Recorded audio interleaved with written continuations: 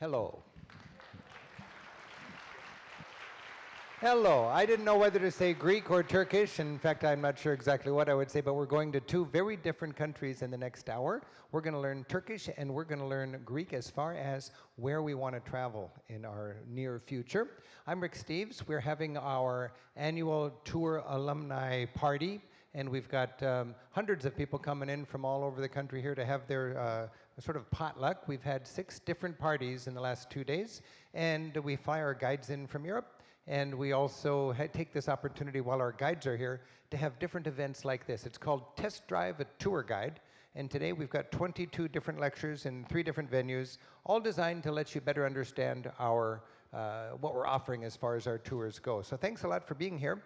And we're going to take the next hour and a quarter to talk about our Greece tours and our Turkey tours. And we have to keep a very punctual schedule here because immediately after that, we've got to talk on Eastern Europe. And then later on tonight, right here on this stage at 7 o'clock, we've got our Czech band, the Prague Castle Orchestra, that will perform. And if you enjoy Eastern Europe folk music, or if you just like music at all, be sure to drop by if you're around at 7 o'clock for that concert. And then at 7:30, I'll be here giving my irreverent history of Europe through the back door talk, back when we were really Europe through the gutter. So we've got a lot of activity coming up right now. We're streaming this, so I'd like to welcome everybody online who's watching us, and thank you for tuning in. And this year has been our best year ever of tour guiding in Europe. We took actually 100 people short of 20,000 people on about 700 different tours this last year, and it's been just exhilarating, and I want to thank all of you for traveling with us. We have 30 different itineraries, and for me, the joy is just figuring out which itinerary is best for our travel dreams. For 25 years, I was leading our tours, and for the last 10 years, I realized our guides do a better job of leading than I ever could. And I'm the generalist, they're the specialists, and we're going to get a dose of that in the next hour as we meet our local guides who are going to support me as I walk you through our Greece itinerary and our Turkey itinerary. And right now I'd like to introduce to you our 2 guides. We have Angelos from Athens in Greece and Yaren from Istanbul in Turkey. And welcome, Angelos and Yaren.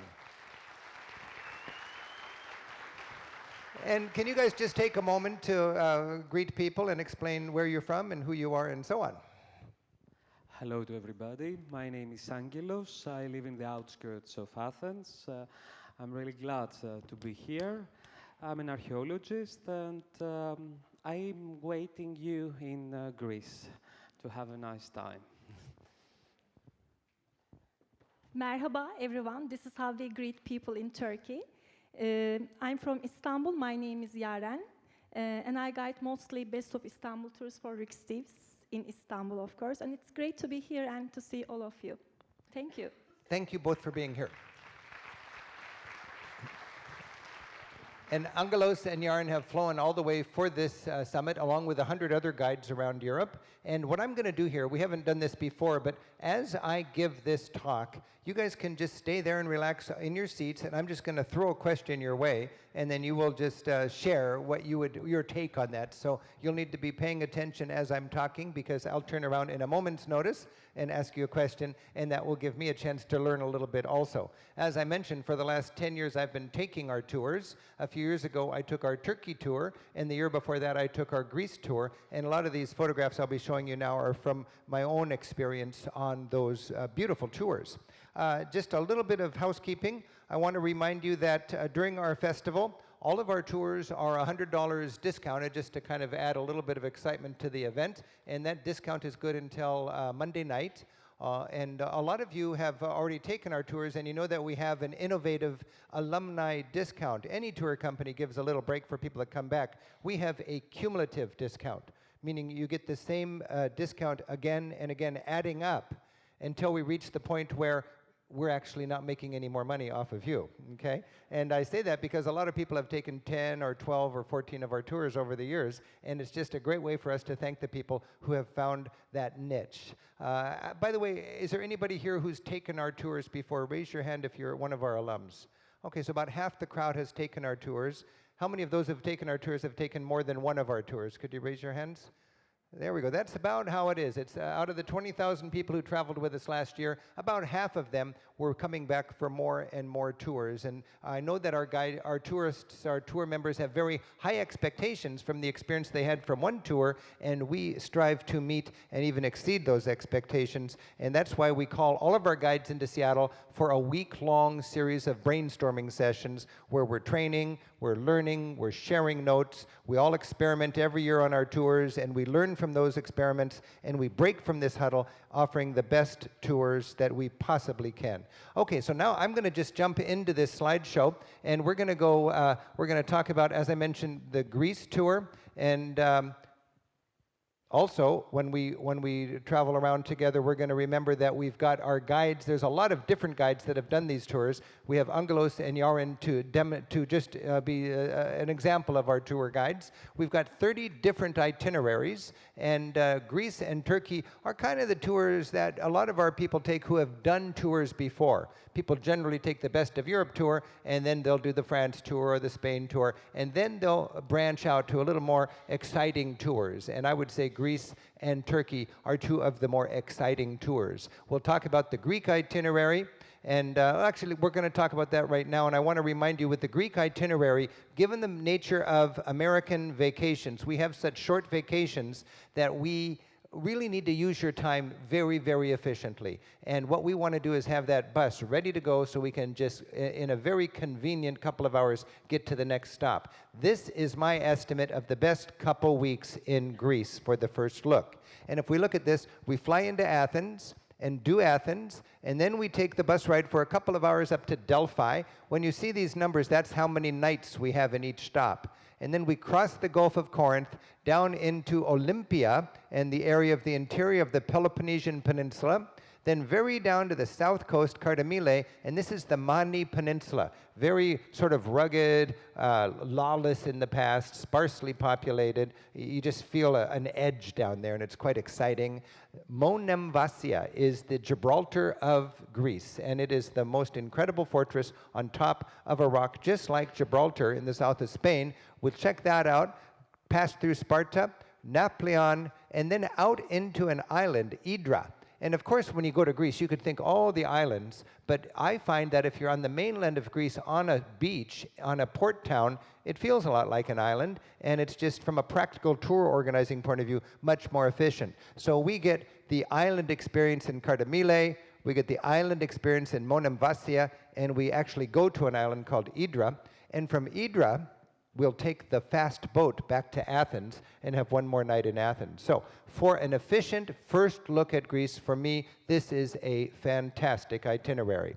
We've got guides, a family of guides. This is Cullen. He was my guide when I was going around Greece. And these guides work together, they train each other, and we have local guides in each of the stops that will take the reins from the general guide and make sure you get the best experience in each of the major stops along the way. We're going to remember, when we go to Greece or Turkey, there's a great time to relax and just enjoy the sun and the tempo of life.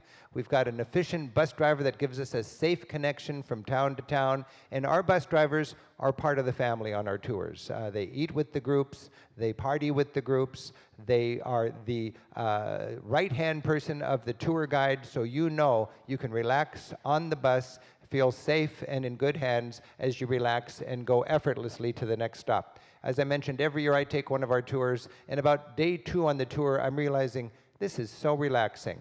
I get into vacation mode where I hardly know where we're going for lunch, but I know the guide is on the ball. We're going to have a great lunch. We're going to have some wonderful activity in the afternoon. We're going to get an orientation in our new town, set up in a comfortable hotel, well located right in the center. So in the evening, we'll do something together, and then we'll feel comfortable wandering around on our own. Remember, these tours are fundamentally for independent-minded tourists. Travelers. Many people sign up on our tours, and in their little letter, the first thing they say is, I'm not a tour kind of person. But you know, and that's kind of the spirit of our tours. We want to tap into the efficiency and the economy of organized tourism without sacrificing the adventure and the learning and the connection of going on your own. You're going to get the best of both worlds as far as we can organize it with our tours. Now, when we go to Greece, look at this city here. This is Athens. And I believe you can stand on the top of the Acropolis and see 40% of all the Greek people right from that spot. And when we think about Greece, Angelos, can you explain how Greece is, almost half of the people are in Athens, and then there's the countryside and the importance of this view from the top of the Acropolis? With this view, we can understand how Athens grew all these last 50 years, that it was the place of internal migration, architecture, contemporary. We are talking about almost 5 million Greeks that they live in Athens. So how many people in Greece altogether? 11 million. So 5 million out of the 11 million Greeks you can see from this little Acropolis. Acropolis means city on top of the hill, right? Yes, the edge of the city. And Angelos was talking about internal immigration all over the world, especially in the developing world. We have the attraction of the big cities. People are leaving the small towns and going to the big city. And if you think about Athens 150 years ago, it might have had a population of how much? 10,000 in 1830s. Imagine that, 10,000 people. So when you go to Athens, you've got 5 million people, and frankly, I don't want to go out here. I mean, that's just not going to be very charming. But right here, at the foot of the Acropolis, is the Plaka, and that's the beautiful place for the tourists to go. Now, on the Acropolis, you'll find the most incredible buildings of the Greek Golden Age. You'll see the Parthenon, you'll see the Erechtheion, and you'll get a chance also to have your guide explain all of this to you. And then just underneath in the shadow of the Acropolis is the Agora, and that's the marketplace of ancient Greece. Imagine, this is 300 or 400 years before Christ. And this is, I believe, the best preserved temple you'll find anywhere in Greece, and it's right there at the foot of the Acropolis. Angelos, can you explain a little bit about, is it the Thesion?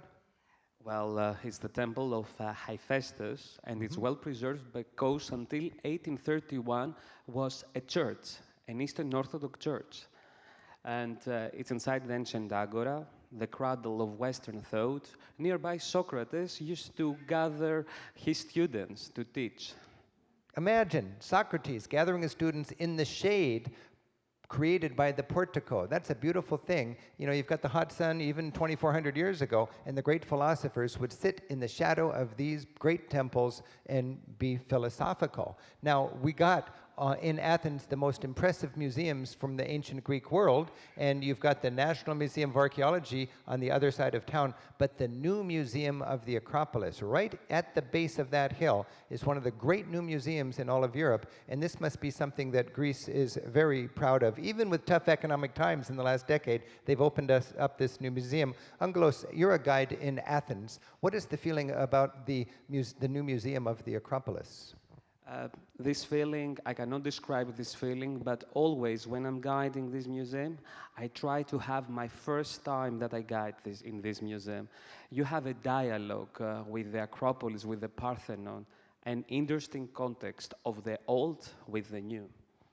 Here we have an opportunity, that contrast from the old and the new, to step right off of the Acropolis and go in here, and all of the treasures of the Acropolis are taken out of the acidic air, and they're put inside now so they won't be rotting away, which is the problem when you leave great ancient carvings out in the air. A few blocks away from this, you've got the best shopping, I think, in all of Greece, right there in the Plaka, and you'll have plenty of time to wander around and enjoy the traditional shopping. And Greece has been in the news lately because of the demonstrations in front of Syntagma Square.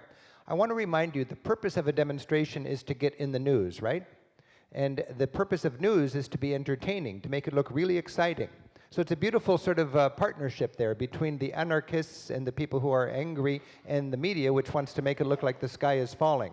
It's easy to look at the news from the United States and think all hell is breaking loose in Greece. But our groups have been there, and I know what it's like. If the teachers are going to demonstrate from a budget-cutting point of view, as teachers do here, they're going to go to the Capitol building right here, the Parliament. And then there's a bunch of anarchists that live just up the street. What's the neighborhood where the anarchists live? it's called Exarchia. It's a neighborhood that Yeah. it's nearby Syntagma. But when we talk about this, is a different thought in Europe about anarchism. So anarchists jump at the opportunity to get down there and cause a little trouble with the teachers so they can get on the news. Well, I just want to remind you that's going to be happening all over Europe for the rest of our lives as Europe adjusts to the fact that it's becoming a geriatric continent without enough people working to provide for the entitlements that they think they all deserve. And politicians have the very tough job of saying, you got to work longer and you won't have the cushy benefits anymore because we're an old society with a few young people, and that's just going to be sort of the nature of Europe for a while. And we have been able to do our tours without a problem, learning about these issues. This is reality. If you want La La Land, that's what Orlando is for, okay? You can go to Orlando for the rest of your life, and you can feel like a traveler. But I'm so committed to the value of going to Greece and going to Turkey and going to places where we can understand what's going on, where we can appreciate the heritage and the struggle of these little countries over the past. I mean, a lot of them were breaking free from colonial yokes, and there's so much just breathless history going on over there, and we can be observing it as we are in the care of our guides. There's a great museum of the National Museum of Archaeology, and when we are there, we'll hire a local archaeologist, a local art historian, to take us through and make sure we understand all of the art treasures. All those great masterpieces you saw in your textbooks, you'll see the actual pieces of art right there. For me, it is such a thrill to stand in front of these beautiful carvings that go back to the golden age of Greece, 3 centuries before Christ. In fact, this Vaphio cup is from the Mycenaean civilization, I believe, 1,000 years before Socrates and Plato. Can you imagine how mysterious and ancient Socrates and Plato feel to us? And then you look at artifacts that are 1,000 years before them that were just as awe-inspiring to Socrates and Plato as Socrates and Plato are to us. That's what our guides know how to do when you travel with our groups around Turkey, is make that art come to life. Now, from Athens, you'll meet your bus and your driver, and they'll take you into the interior. And way back in ancient times, the gods spoke to the people through oracles, you see, and that was just a clever way for the powerful elites to keep the people doing what they wanted. They would interpret mysterious things that happen here at an oracle, and they would say that's what's going on. Maybe the most powerful oracle was the Oracle of Delphi, and we'll go there. And according to the mythology, I believe Zeus threw out 2 eagles. They traveled around the world, and when they came together, the Greeks said, this is the center of the world, and that's where the gods will speak to us. And when you travel all the way there, you can understand how people 2,500 years ago thought this must be the center of the world. It's such a stupendous environment. And way up there in the mountains of Greece, you've got these amazing ancient sites and temples and stadiums, and our local guide walks us through there. We understand it. We get a chance to line up on those ancient starting blocks and do the 100-yard dash. And remember, in all of these great ancient sites, you've got a museum on the site where they've taken the beautiful carving out of the acidic air and put it inside in the comfort of an air-conditioned, state-of-the-art modern museum. And that's where our guides can give you this sort of wonderful foundation and appreciation of Greek culture. Now, as we travel south from Delphi, we come to this bridge that crosses the Gulf of Corinth. And I remember when I was on our tour a couple of years ago, I came to this bridge and I almost had a double take. I thought, this is not a Greek bridge. This looks like a German bridge to me, and it was probably done with European Union money to help bring Greece's infrastructure up to the standard of the rest of Europe, because remember, Europe is a free trade zone of 300 or 400 million people, and they all need to trade together. Just like the United States invested in our highway system, regardless of how wealthy a state was, they all got the same quality of interstate freeway. In Europe, everybody's getting autobahns and good trains if European Union can afford that and make that happen. So we travel into the Peloponnesian Peninsula. The Peloponnesian Peninsula is that bit of the mainland that's barely connected to the rest of the mainland that goes to the far south of Greece. And with our bus, we'll go to a small town. And Angelos, can you talk about the little village we sleep in after visiting Olympia? Or just talk in general, because I know there's a number of villages. What is the character of a village in the Peloponnesian Peninsula? First of all, we have a tradition of dowry, which means that the parents always they provide for a house for their daughter, that it's in the ground floor and in the upper floor are the parents that they exchange. We can see stone houses up to the mountains, and as you already said, Greece is mountainous. You have amazing landscape and really nice views. Of course, the food, family-run restaurants, and local products, amazing local products. So each region will have its local specialties, and with our groups, we're very careful not just to eat the regional specialties, but to eat seasonal regional specialties, so we really enjoy the very best that each area has to offer. And there's a lot of very strong traditions in the Greek countryside that we'll see as we go around in Greece. And then we'll come to Olympia, and Olympia is the home of the first Olympic Games, obviously, 776 years before Christ. And to go there and to have our local guide walk us through, sit us down on broken rubble from that civilization and talk about what was going on in the world 7 centuries before Christ is quite exciting. I'll never forget when I was there with our group, we had so much fun actually running on the first stadium that the first Olympic stadium ever, and some of us really got into the opportunity to show off our athletic forte there. And then we travel further south to Kardamyle in the south coast of the Peloponnesian Peninsula. Here's where we get one of those kind of island experiences, and we just enjoy some beautiful idyllic towns. With the help of our bus, we get there very efficiently, and we can enjoy some fresh seafood. And if you like octopus, they tenderize it right in front of you, and that's a fun part of your diet. And your guides will work very hard to let you enjoy the edible wonders of Greek civilization. And there's nothing like sitting right on the harbor, enjoying fish right out of the fisherman's basket there, and you just feel like you're part of the scene. I remember on our tour, every night we would have as part of the meal a Greek salad, and it never gets old to me. The feta cheese, the tomatoes like you've never tasted before, and a chance to meet local people who just celebrate their local culture. This man runs a little shop, and he is making his olives. He's going scavenging up in the hills to get the different herbs and all the special recipes and so on. Angelos, can you talk in Greece about the importance of olives and how it can be different from town to town, and everybody has their secret recipe for olives? It depends where an olive tree grows. If it grows nearby, for example, Peloponnese, the olives are a little bit larger and they're more tasteful than the north of Greece. And of course, it's one tree, but in general, it's how you prepare the olives. That you need 10 days to change the water, salty water with different herbs.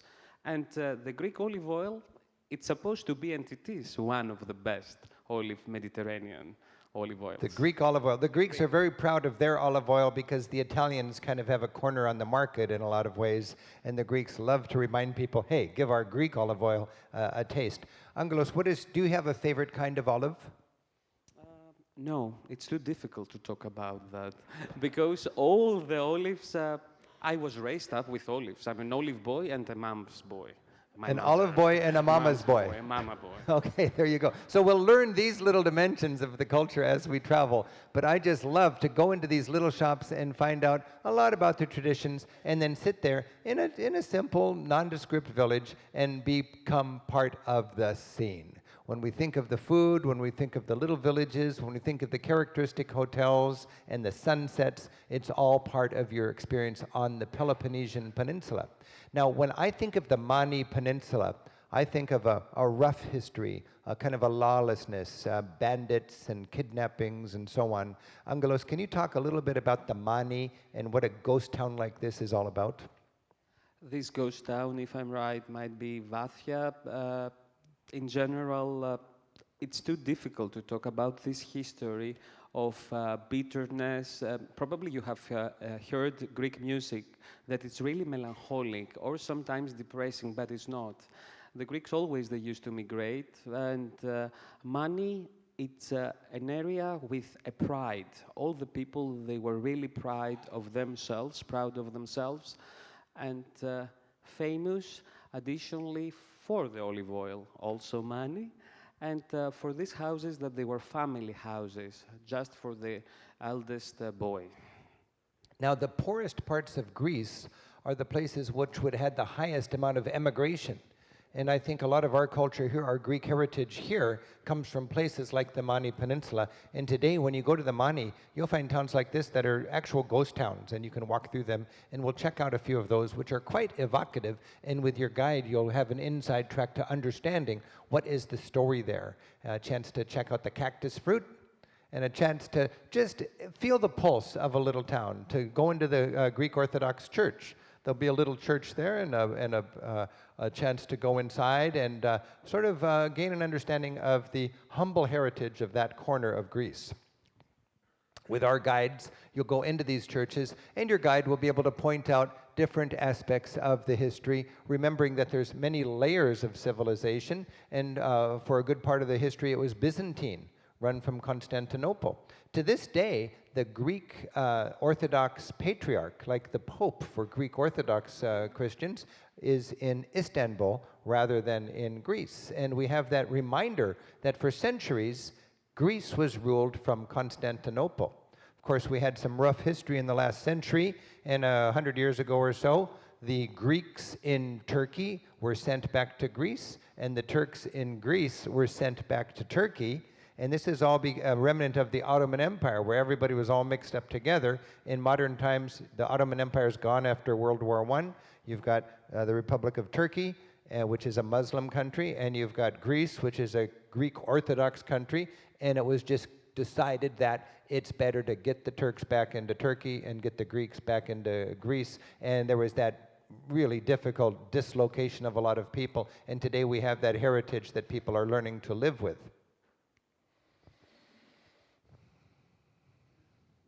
This is Nomenvasia, and there's a little town on the mainland and a small causeway, and then we have what I called the Gibraltar of this part of the Mediterranean, a reminder that this was a very important trading route and a lot of hard-fought history.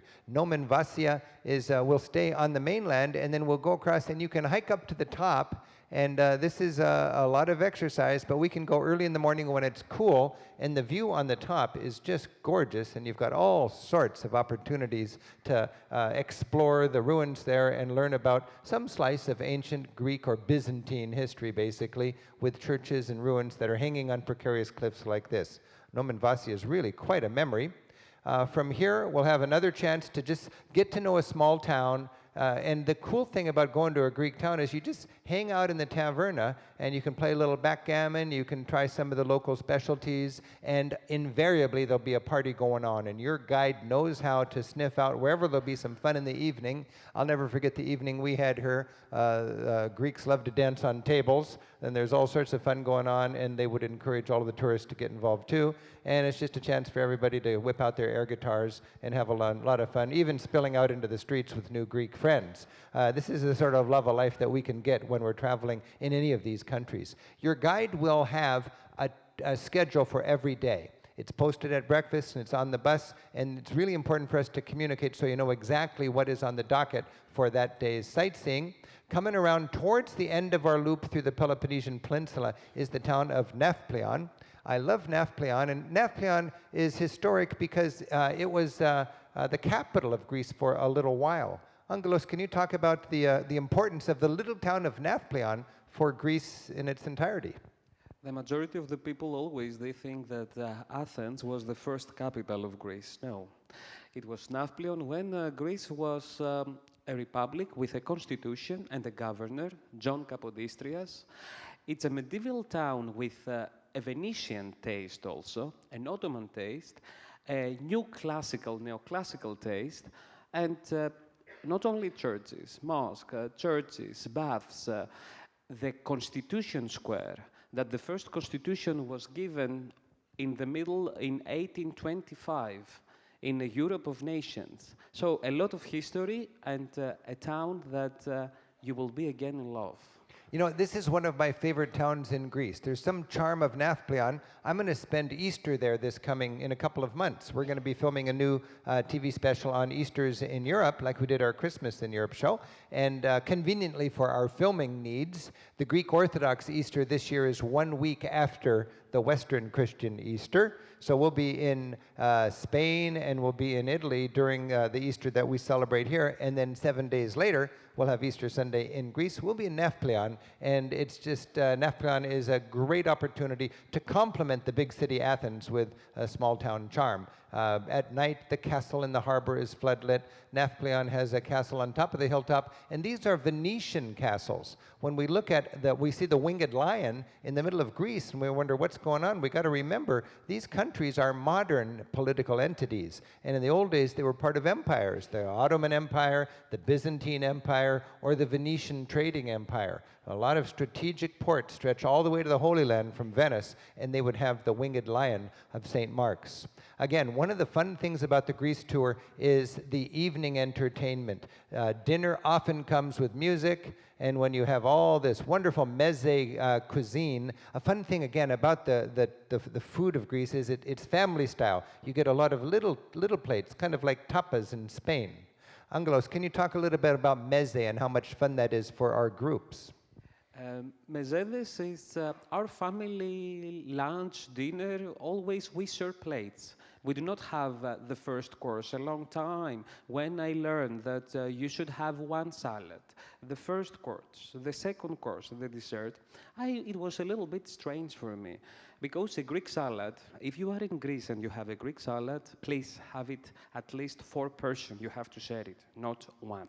So you order plates to share family style, and for a tour guide, that's really fun because everybody gets to experiment and try a lot of different plates, and there's endless plates that we can enjoy. And of course, you've got the music, and you've got the dancing, and they usually let the tourists do something kind of embarrassing. Do you know this little game here where you get to do a kind of a push-up, and then you're supposed to drink the wine with a straw? And then when you're done drinking the wine with a straw, you're supposed to pick it up with your teeth and finish it off that way.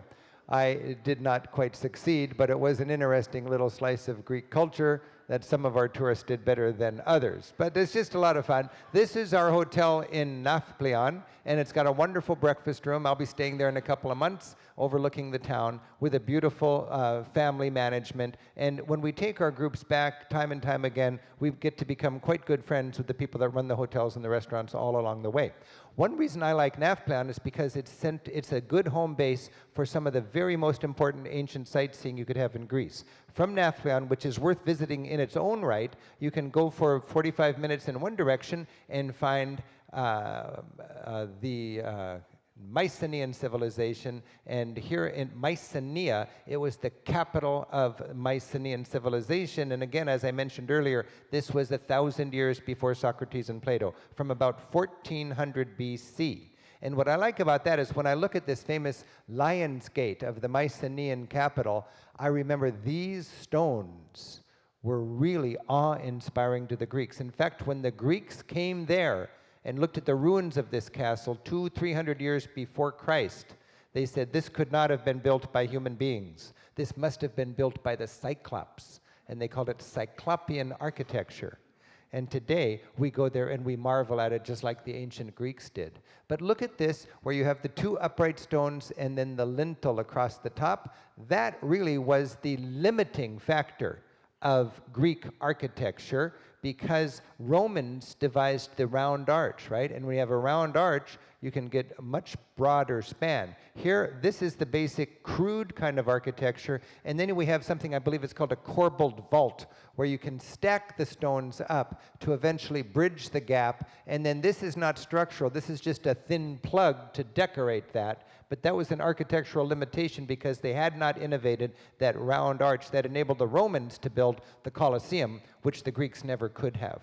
So you'll learn about these sort of things. There is one fascinating tomb here. It's a tomb that goes back 1,400 years before Christ, and here we find the biggest arch from the ancient world. It's like a stone igloo, and here they have innovated a little bit beyond what I was talking about, and you'll go in there with your guide, and it really is quite an amazing example of how sophisticated the Mycenaean civilization was so many centuries before the Greeks that we think of in the Golden Age. I'll never forget our guide taking us to this little spot here and then taking us right down into our own private cavern underground, and just marveling at how accessible that is to all of us modern day travelers. With a guide, with a little background, with the convenience of a bus, you'll marvel at how many amazing wonders of the ancient world you get to experience. In the other direction from Naphtalion, again, just about an hour away, is Epidavros.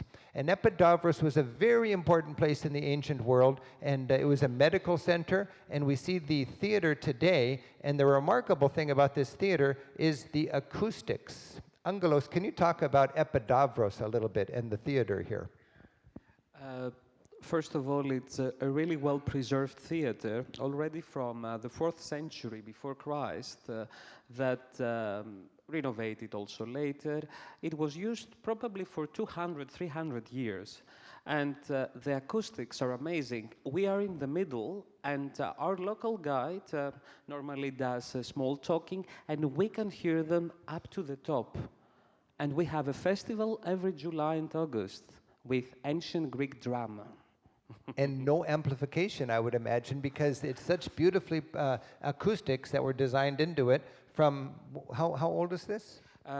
I would say at least 2,400 years ago. So from about today. 400 years before Christ. And I'll never forget with our groups, we always again have a local guide that can make this really come to life. And if you stand in the right spot, and you can just go, the ancient orators sort of sayings, and everybody can hear you up to the very top row. From here, our bus drops us at a little tiny port, and we say goodbye to our bus driver, and then we wait for the boat, and the boat takes us out to Hydra. And these are the fast ferry boats all over Greece. Greece is a maritime civilization. A lot of the islands are connected with these boats daily, and it's fun as part of our trip to take one of these fast boats, and we head over to Hydra. Hydra, and this island is it's really one of my very favorite Greek islands. And we've done islands over the years with our groups, and I've done a lot of islands on my own. And I just think this is, even though it's so handy and close to Athens, it's a remarkable island, very romantic. One thing that distinguishes Hydra is no traffic, unless you have, it's just people on foot and donkeys.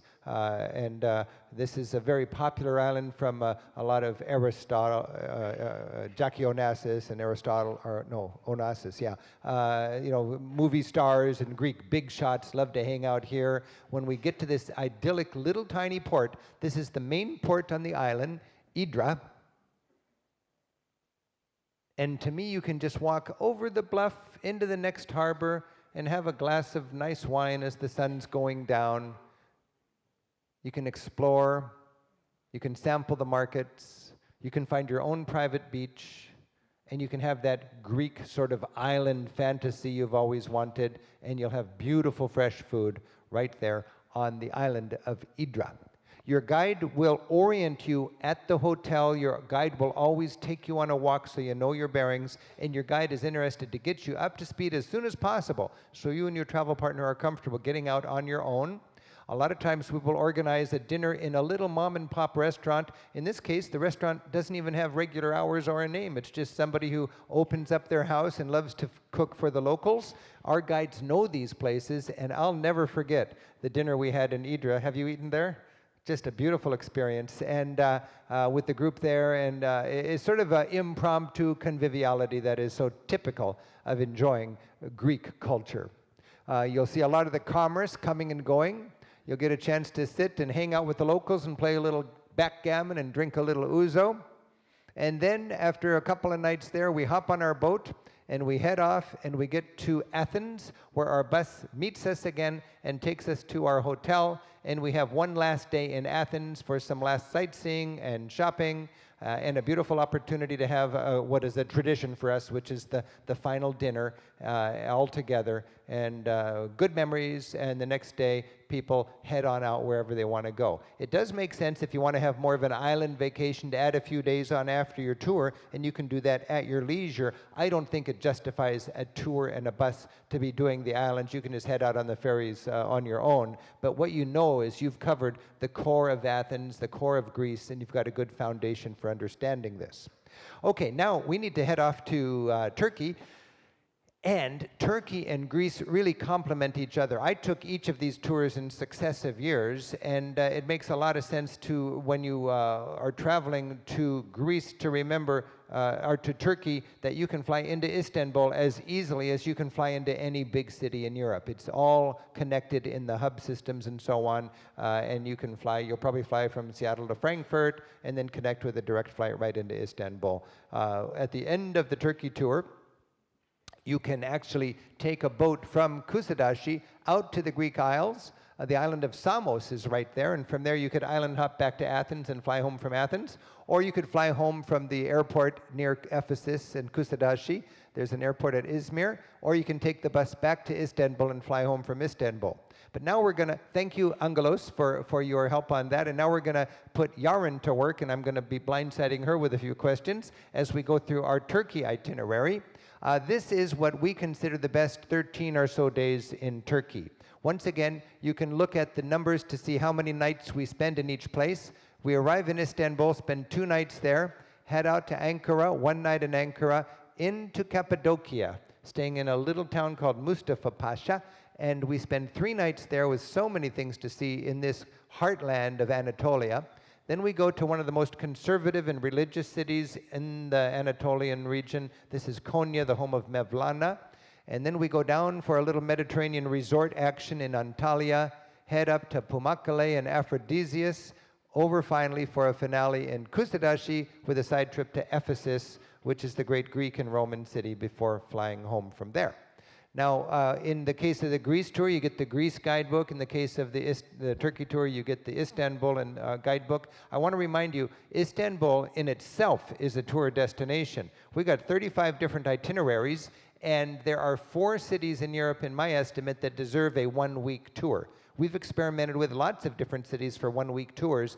The 4 that really make the cut are London, Paris, Rome, and Istanbul. And it's clear in my mind that Istanbul is every bit as legitimate in that elite little group as the other 3 cities.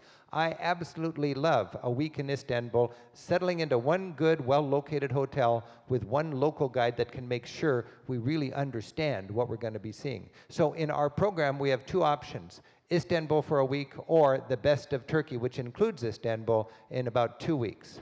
When we go to Turkey, we find that this is a country that is in the middle of a tumultuous part of our world. I mean, think of what's going on in Iran, and think of what's going on in Syria, and think of what's going on in former Soviet Union. Doesn't sound like it's a good way to sell tours, does it? It's happening over there. I want to remind you, Turkey is the size of California.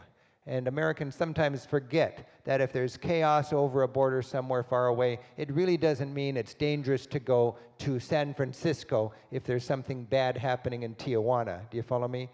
So you can all measure that yourself. I can't force people into being reasonable about risk assessment, but I can just promise you, we've been taking tours to Turkey without a break since before the first Gulf War.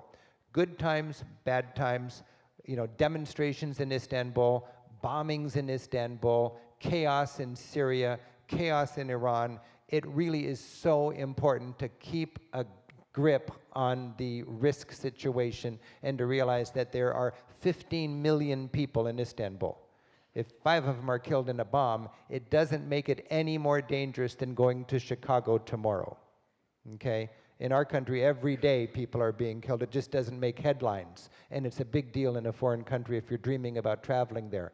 So all I can say is, when you get to Istanbul, you will feel smug compared to your nervous loved ones. You will feel so thankful you had the nerve to go there. I've taken all of my loved ones and my family on our Turkey tour. I'm so committed to this. And what we learn is there are people all over this planet that are waging valiant struggles in complicated situations. We learn that there are people who are proud. We learn that there are struggles going on that we can't even imagine.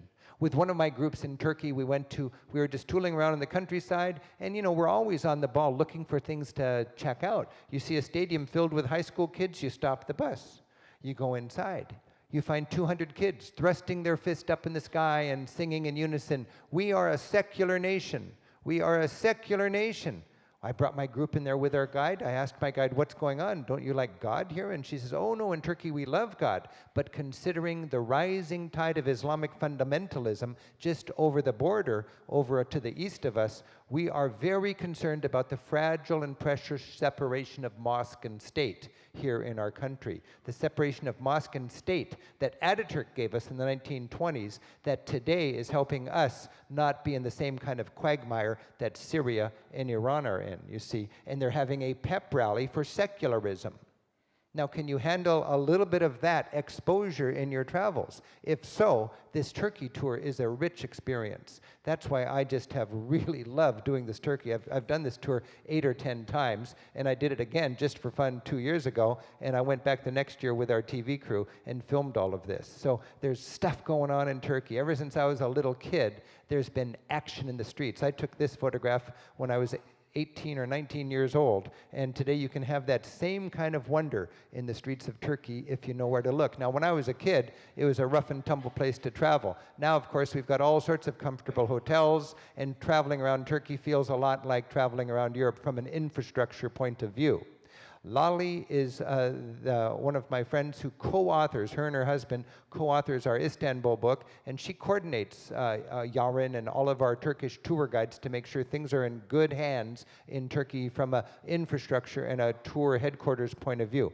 Turkey is the one place where we need a local expert behind the scenes, making sure everything is okay so we can roll with the punches and make sure we're safe and efficient and doing it right. I was just with Lali 3 years ago on tour, and 2 years ago with the TV production, and I've just got so much faith in the work they do.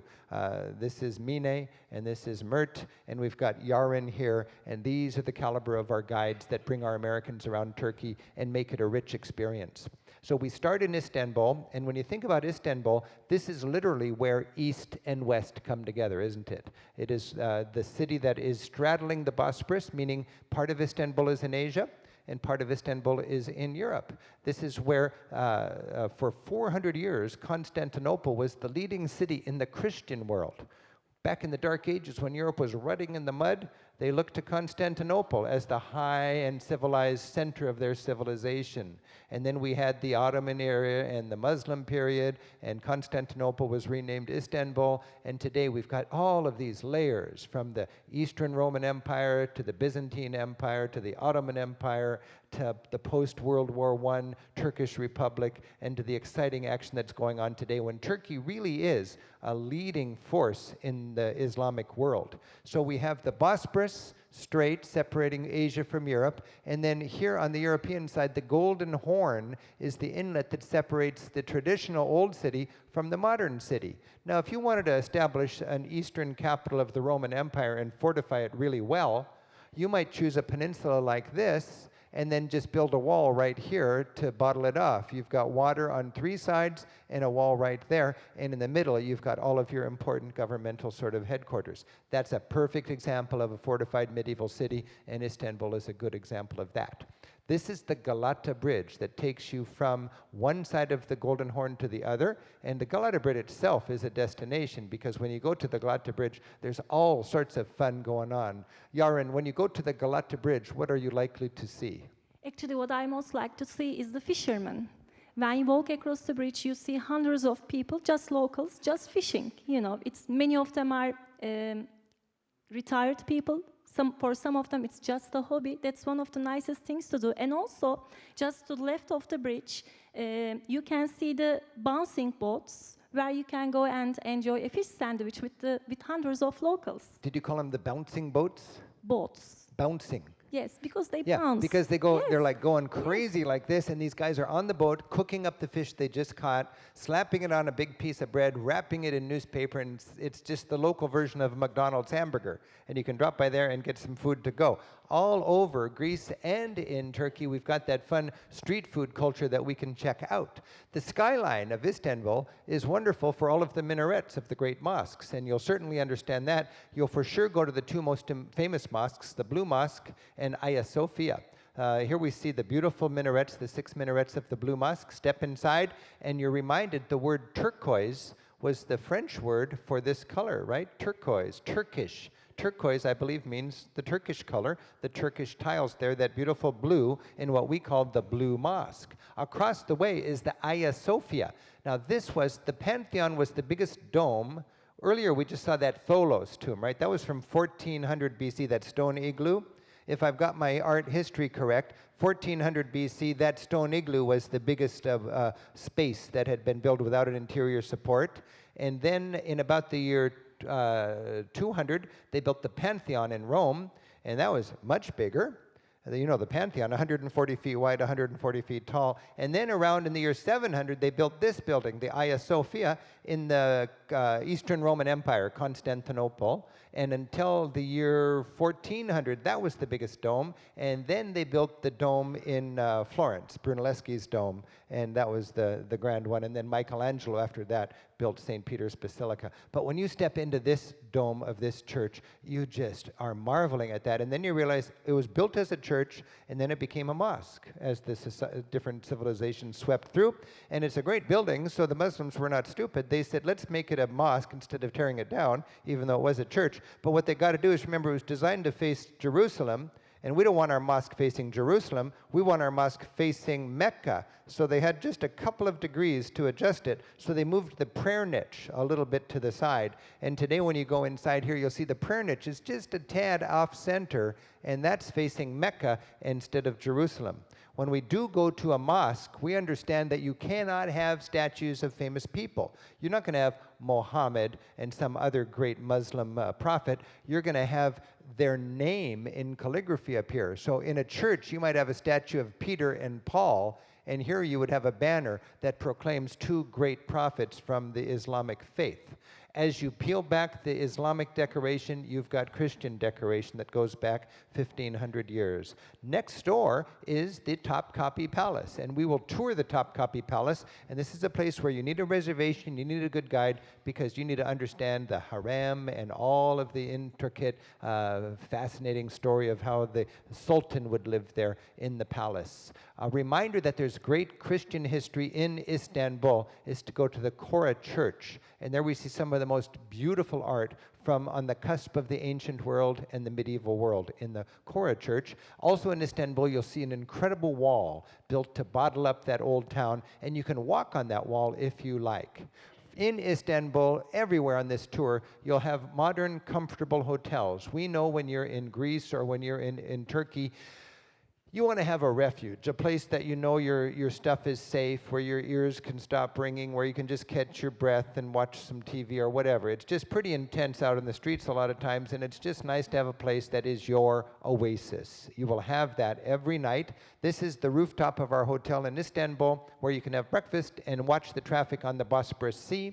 In Istanbul, we've got this wonderful tram that can wind through the city, and with your guide, you will learn how to function as a temporary local person. I really like that. We cross the Galata Bridge, and we find the Galata Tower, and from the Galata Tower, we have Istiklal Caddesi. I have a hard time describing that word. Yaren, can you pronounce this street correctly for me and tell me what we find on the street?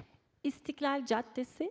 İstiklal Caddesi. Istiklal Caddesi? Yes. Okay. And what would we see on Istiklal Caddesi? You will see, actually, this is the social heart of Istanbul. That's where we go to have fun, to see art galleries, just to meet friends. And this is just the usual crowd. Even if you go there on Friday or on Saturday nights at 3 a.m., it will be very similar. So that's where we go to have fun. Mostly you will be walking, you will be flanked by beautiful 19th century neoclassical buildings, and if you just sit in a cafe and watch people, you will see different kinds of people, the diversity of Istanbul. This is one of the nicest places to experience this beautiful metropolis. I absolutely love walking down the street called İstiklal Caddesi. Thank you. It's unfortunate for me that my favorite street I cannot pronounce, but it is, as Yaren was explaining, a sea of people all day long until 2 o'clock in the morning. I've been there in the wee hours. It's so crowded that the tram often does not run. And at the end of that, we've got Taksim Square, and you might have heard of Taksim Square during the demonstrations recently. We had groups in Istanbul. Did you remember the demonstrations from a year or two ago? We had groups there in town, and some people go, oh my goodness, you've got groups in Istanbul. You can imagine a conventional tour company just even stopped selling tours to Turkey. Our groups were there. It was they advertise when the demonstrations are so they get more people, and anybody who doesn't want to get in the middle of that goes somewhere else. Our guides navigate us around that. I believe Yaren was in the demonstration, weren't you? Yes, I joined the demonstration, and I was the guide of the Best of Istanbul tour during the demonstrations. Oh, is that right? So Yes, you had that was 25 me. of our travelers in Istanbul during the demonstration. Did they all get home safely? Yes, you will be safe with me in Istanbul. I'm a proud Istanbulite. Yaren was running to the center. I interviewed her on my radio show. Was it you telling me somebody gave you some protection against the tear gas, or what was that? Yes, actually, the Gezi Park protests were amazing. It brought different kinds of people together against the government. And I was very unprepared. I'm not an activist, but I just wanted to be there to support it, actually. And while I was running away from the police, and the tear gas just killed me, and another protester, he was also running away from the police. He just stopped and gave me his gas mask and continued without one. So that was amazing. So the Turkish people are insisting on freedom and modern democracy, and it's not easy. You've got to earn your freedom, and all over the world now, societies are raising their voices. We saw all those demonstrations in France. It was about that pencil, freedom of expression. In Turkey, they've got a government that is inclined to go more to the right, to be more conservative and more theocratic. Like in Iran or what's going on in other parts of the Middle East. And the people of Turkey are so thankful for their democracy that they're insisting on this. And for me, that's just an exhilarating thing. And it goes back to Ataturk. Ataturk is the founder of the modern country, and people are celebrating Ataturk everywhere you look. When you go to Turkey, you'll find people enjoying the freedom of Ataturk. It's fun to stumble into wedding parties. You'll go to the vast Grand Bazaar, and in the Grand Bazaar, you can do your shopping. And this is sort of an amazing labyrinthine world where you can just lose yourself. There's wonderful opportunity to cruise on the Bosporus. This is one of the highlights of our tour. We've got 1 million people every day crossing the Straits of Bosporus to go to work. And in the last couple of years, Turkey has built a tunnel under the Bosporus, literally connecting Asia and Europe. In Seattle, I don't know if you've heard about it, but we've got a tunnel trying to connect 1st Avenue and 8th Avenue. And we just can't figure it out. I mean, it's costing us all sorts of headaches. In Turkey, they've built a tunnel connecting 2 continents, and now it's a train line, and millions of people are going to work every day much more efficiently.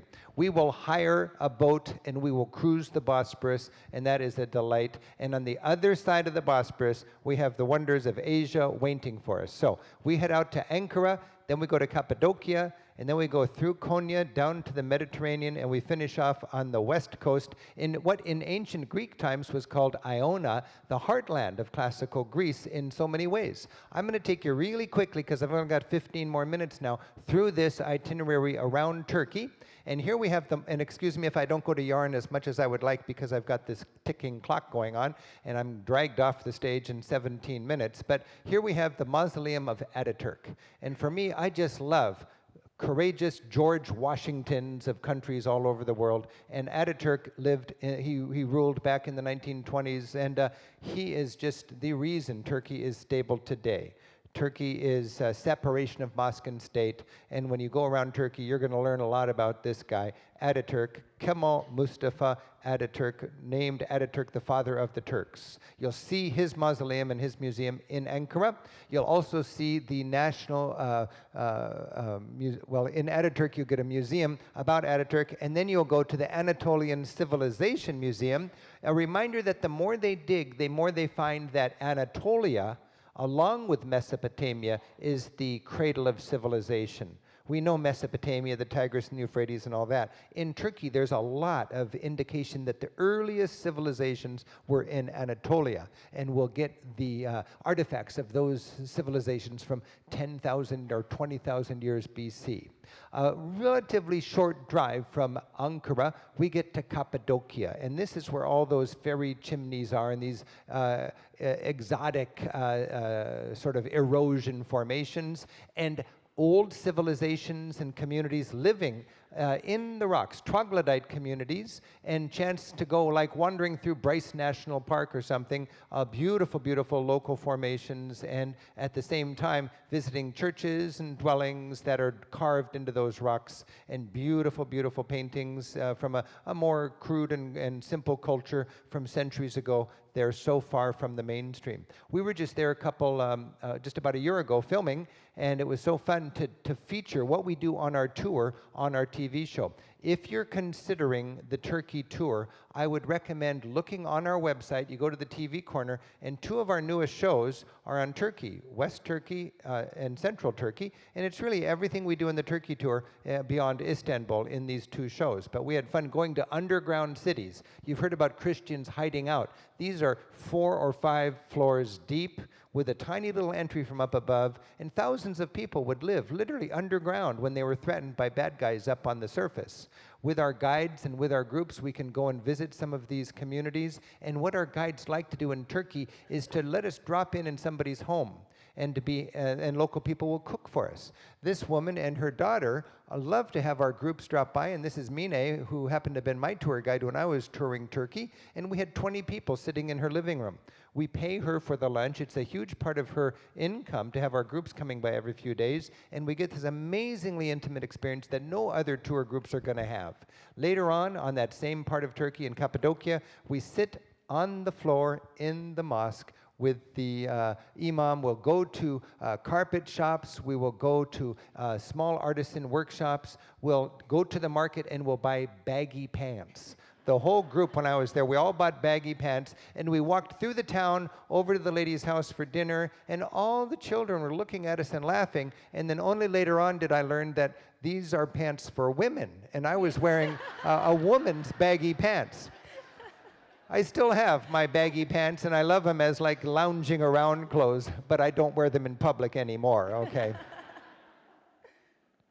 Again, I want to stress how much fun the people who sign up on our tours are. We can't enforce that in our program, but we do have a no grumps policy, and we're sure to advertise our tours in a way that scares away the high maintenance people, okay? This is experiential, this is real travel. This I am so committed to because it's what I think is valuable about travel, learning from other cultures. One of the highlights for me on my last trip was to go balloon riding. And there's I think that I've seen a lot of, I heard a lot about balloon rides all over the world, and I'm convinced that the most dramatic place for a balloon ride might be Cappadocia. You get up early.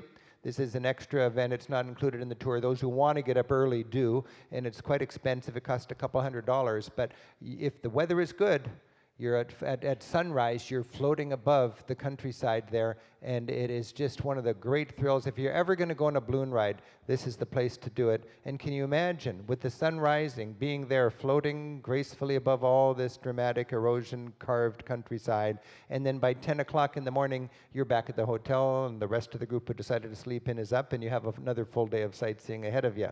I was nervous the first time I got into a balloon, but you're just like sitting here, and suddenly, you hear the and that's the furnace pumping hot air into the balloon, and you lift off, and it feels silent, and it feels stable, and you've got your guide, your captain in control, and then a moment later, you're in this fantasy land. If ever you're going to go on a balloon ride, this might be a fun opportunity.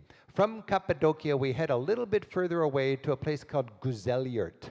And Güzelyurt is the local word for beautiful land. And, a lot of people think they live in beautiful land, and I love the thought of some humble little town in the middle of Anatolia calling itself beautiful land. And we go to beautiful land, and it's a place that has absolutely no tourism, and we wander around the town, we meet people, they take us into their homes, we play backgammon, we drink the tea, and we just make that connection. And with the help of your guide, you've got that chance. I mentioned we sit on the carpet in the mosque. This is a friend of ours who's the imam in this town, and I just thought it was such a great experience to join him and to be able to ask him questions with our whole group sitting together in that little community talking to the local priest, which in Islamic terms would be the imam.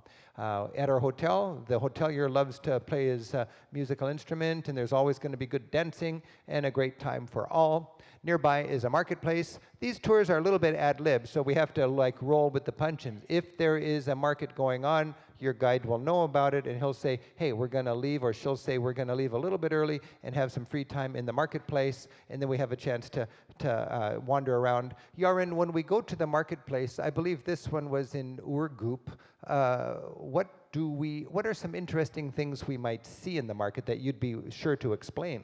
I think Turkish markets are just like festivals. They are very colorful and fun, and you can find different kinds of things, from local produce to costumes, clothes, from hardware to underwear. You know, there are different kinds of things available, and it gives you a great opportunity just to mingle with locals, you know. It's such a great place. In the market, I found jars with leeches in them. Do you know what leeches? Yes, I know what a leech is. Why would Yes. they have leeches? Many traditional people buy them because they think they suck the dirt blood, actually, and it's good for skin diseases. So it's a kind of a self-healing thing. They So are if still you've popular. got dirty blood, you Yes. would buy a few leeches, Definitely, and then yes. back at the hotel they could just suck away. Or like different kinds of skin diseases, you know, like eczema. Are you going to go local? There's a limit, okay. But it's fun to go to a market and see leeches. I can provide some on our tours if you want. We can have a very interesting sort of cultural scavenger and just going through the markets. One thing that you got to do when you're in Turkey is go to a carpet shop, and this is kind of complicated for us because you know, the standard operating procedure for tour companies in Greece is to imprison you in shops. So when you buy stuff, they get all the kickbacks, and that pads their income. We're so committed to not letting that skew our priorities when we arrange your precious vacation days. Yet people want to go to a carpet shop. So we've got an arrangement with a great and reliable cooperative where we learn how the carpet is made, and we have that sort of fascinating education. And we get the whole show, which is quite dramatic, and they throw all the carpets out and they do the flying carpet routine and all of that, and we get to feel it and learn about it and everything. And then we have a deal where everybody gets the net price without any sort of kickback, and that saves you quite a lot of money, and you know you're buying from a reputable firm. I just am so excited about the carpet that we bought when we were there, and you can do that if you want to. There's a good chance you can go home with a carpet on this tour. That's going to be a very fair value, and if you like, they can ship it home, no problem at all. Next up is Konya, and Konya is famous for the whirling dervishes, and Mevlana, who is a lot of people call him Rumi, and he is the sort of the Saint Francis of the Islamic faith, a very beloved prophet that just talks about love and everybody living together and so on. And Konya is famous as the home of Mevlana, and we will go there and learn about it and actually visit the tomb of Mevlana, which is going to have pilgrims from all over Islam coming in because he's so beloved even outside of the Islamic faith. And I just love learning about the whirling dervish. And of course, you can see it as kind of cruise ship entertainment where these guys just get dizzy and whirl around, or you can actually talk to a Mevlana, a monk, and learn that they are monks and they are praying. And as I was explained to the monk explained to us when we took our group there, he said, we are followers of Mevlana, and he is the prophet of love, and 5 times a day we pray, and in order to pray, we whirl. We get into a meditative trance, and we put one foot in the center, which represents our family and our hometown and our loved ones. The other foot goes around the world to celebrate the diversity in God's great creation. One hand goes up to accept the love of our Maker, our God up in heaven, and the other hand goes down to shower God's love on his creation, both on our home and in our loved ones and in all the beautiful diversity on this planet. And 5 times a day, he thinks about that, and he loses himself in this meditative trance as he whirls, and he becomes a conduit of God's love. And as a tour guide, to take our groups there, and to see him, his head tilt over, his robe billowing out, he loses himself in that beautiful idea. And then for the tour guide to look at the tourists that are gathered around and see the wonderment on their faces and the satisfaction as a tour guide to know that your group's going to go home with a little better understanding about a slice of our planet that otherwise might seem a little bit scary and you know, a little bit strange. When we take that home, we take home a little broader perspective, and for us here at Europe Through the Back Door, that's the most important souvenir. You're going to get a lot of souvenirs like that when you travel in Turkey or in Greece with a good guide. Next up, we go down to the Mediterranean coastline, And here we stay in Antalya, and Antalya is just a wonderful, important city, but a resort city as well. We get a little street life and to check in with the people. We can go to a hammam, a Turkish bath, and get a massage and all of that. And the boys go into one area, and the women go to the other area, and all of us come out of that about as relaxed as we've ever been. We always have good, comfortable hotels right in the center of the action where we want to be. And this is our hotel in Antalya, where we have a little courtyard where we can hang out and have our happy hour together, and then we go out into town and enjoy the food. I'm sorry, I'm going to have to rush along because I've got 6 minutes left here now, but I want to stress, when you go to Turkey, as like in Greece, you'll enjoy just a wonderful assortment of food everywhere you go, and your guide is committed to make sure that you not only eat the local cuisine and the seasonal, fresh, tasty cuisine, but you understand what you're eating. And when we're in Turkey, we're going to really learn a lot about great food, and that's a big part of the fun of going to Turkey. In Antalya, we book a little ship, a little yacht, and we go for a cruise out on the Mediterranean. Every tour is a little bit different, but we like to arrange this when we can, and that's sort of a nice vacation from our vacation, and we get a good chance just to relax and enjoy the wonders of the Mediterranean coastline. And then we head up into Pamukkale, and Pamukkale is famous for its dramatic sort of calcified terraced pools from mineral hot springs that ever since ancient Roman times, people have come here for the curative waters. And to this day, people can float in these pools and enjoy that beautiful experience. Pamukkale. There's even a pool that is littered with ancient Roman columns and ancient Greek columns, and to hang out with all the locals and all the other travelers in this pool walking on these fluted columns from 2,300 years ago is just quite remarkable. Nearby is an ancient site called Aphrodisias, and this is one of those sites that it feels stranded in the middle of nowhere, but when we get there with our local guide explaining it to us, it really comes to life, and we can imagine attending a sporting event in this stadium. Imagine being here with tens of thousands of people during some festival. And that's all just a look at some of the ancient history around. By the way, this is a shot in the fall, and this is a shot in the springtime. So if you have a flexible schedule and you care about that, springtime is quite nice, fall is okay, but you're going to get a lot more greenery and so on if you travel in the spring, and the spring and the fall are the best times to travel in Turkey. It's a very high plateau in the middle. It can be really hot in the middle of the summer and really cold in the middle of the winter. From Aphrodisias, we go to the west coast of Turkey. This is Kuşadası. And this is a famous cruise port. You can see the big cruise ship there. I was just visiting by cruise ship a little while ago, and I'm so thankful that our groups go there without the cruise commotion, because we can navigate ourselves around all of those crowds. But when you hear of people cruising through the Mediterranean, Kuşadası is one of the big stops, because this is the place where you visit Ephesus, the home of the Ephesians, where Paul wrote the letter to actually he was kicked out of the city. He was going to give a message to the Ephesians to tell them to stop worshiping Artemis and so on, but they all got upset because Artemis was a big industry there making these little figurines, so they ran him out of town, and he had to write his letter to the Ephesians with the same message. And when we travel today, we walk down the main street of Ephesus, we visit the incredible library, and we learn that the civilization there really was the heartland of Rome and Greek civilization in what today we consider Turkey. But this was classical Greece and ancient Rome on the west coast of Turkey. The theater of Ephesus, and also they've got some new excavations there called the terraced houses that are just delicate and groundbreaking and a real privilege to check out. When we go to Ephesus, we'll have a chance to visit that. So if we quickly review, we started in Istanbul, and then we head out to the modern capital, Ankara.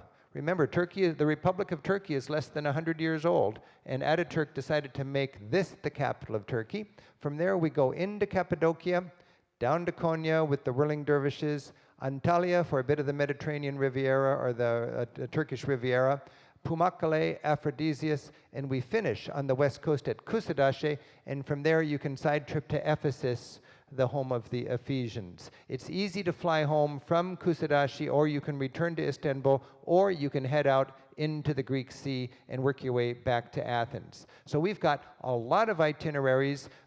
Thank you so much for following us through a quick look at Greece, and Turkey. I do want to remind you that you can get a lot more information at our website at ricksteves.com, and in the lobby you can pick up the brochure that covers all the details of these itineraries.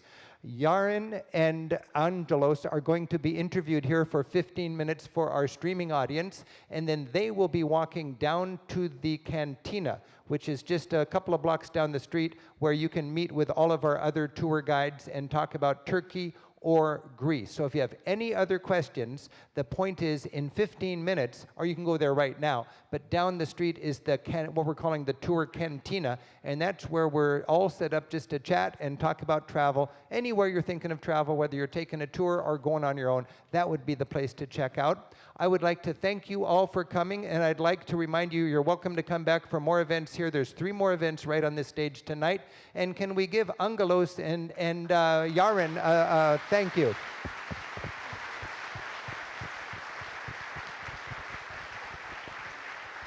So thank you very much, and we wish you happy travels, okay? Enjoy the rest of your stay. Thanks a lot. Thank you. Şöyle